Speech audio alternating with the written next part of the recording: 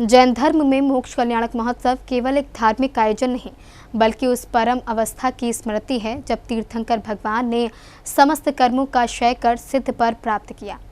इंदौर के दलालबाग में भी भगवान पाशनाथ जी का मोक्ष कल्याणक महोत्सव श्रद्धा और भक्तिभाव के साथ मनाया गया।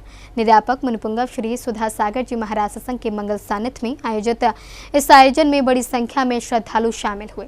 भगवान के अभिषेक और शांति धारा के बाद साधर्मियों ने कृत्रिम शिखर जी के समक्ष निर्वाण लाडू अर्पित कर मोक्ष की मंगल भावना की।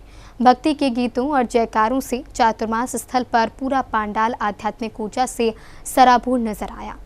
जिनके कर्म ने 23वें नंबर का स्थान बनाया,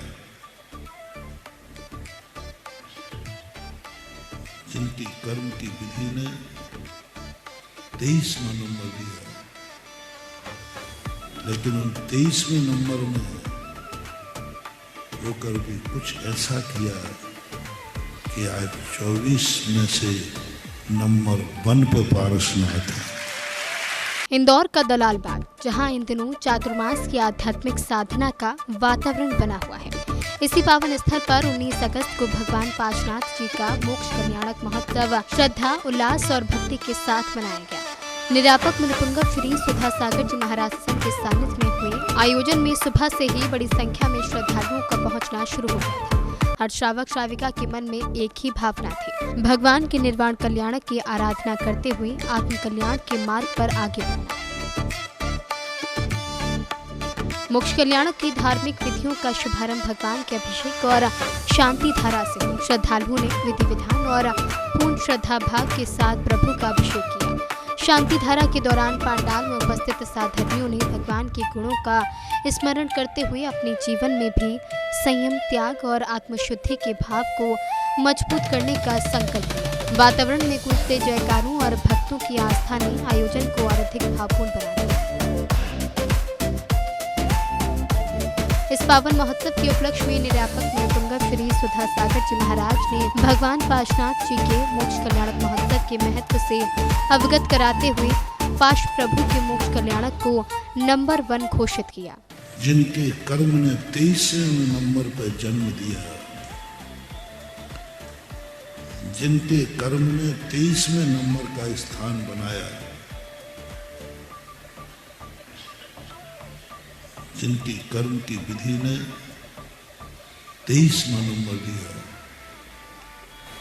लेकिन उन 23वें नंबर में होकर भी कुछ ऐसा किया कि आज 24 में से नंबर 1 पे पारसनाथ है। यहाँ मोटिवेशन है, तुम अपना नंबर मत देखा करो, तुम अपना नंबर प्राप्त किया करो।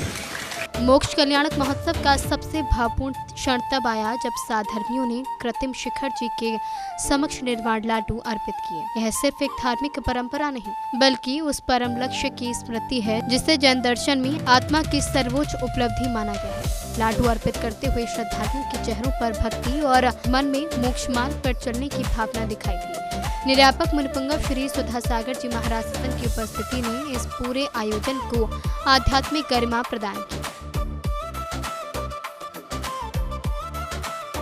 कहीं श्रद्धालु भक्ति में लीन नजर आए तो कहीं भगवान के गुणों का गुणगान होता दिखाई दिया। विशाल पांडाल में मौजूद साधर्मियों ने सामूहिक रूप से मोक्ष कल्याणक की आराधना की।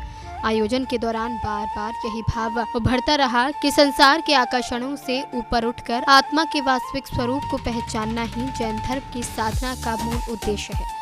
भगवान के निर्वाण का स्मरण करते हुए श्रद्धालुओं ने अपने भीतर भी संयम, त्याग और वैराग्य के भाव को जागृत करने की भावना व्यक्त की। जन फोकस के लिए इंदौर, मध्य प्रदेश से ब्यूरो रिपोर्ट।